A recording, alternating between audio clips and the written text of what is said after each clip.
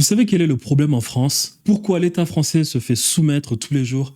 Pourquoi il n'y a pas insurrection jusqu'à présent? Pourquoi les Français ne font que râler sur Internet, mais ne vont jamais sur le terrain marquer leur mécontentement, à part peut-être l'épisode des Gilets jaunes? Moi, je vais vous l'expliquer pourquoi.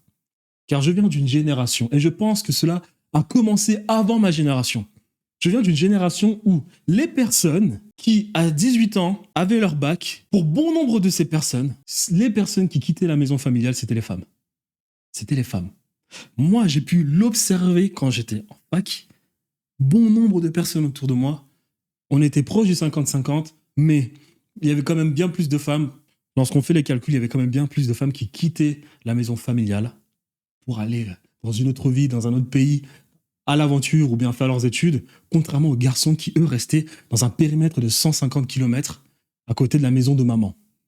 Donc à partir de là, vous avez une génération, et je pense que ça a duré bien avant moi. Je pense que c'était la génération qui me précède. Moi, je suis un millénium, un truc comme ça, donc la génération qui me précède.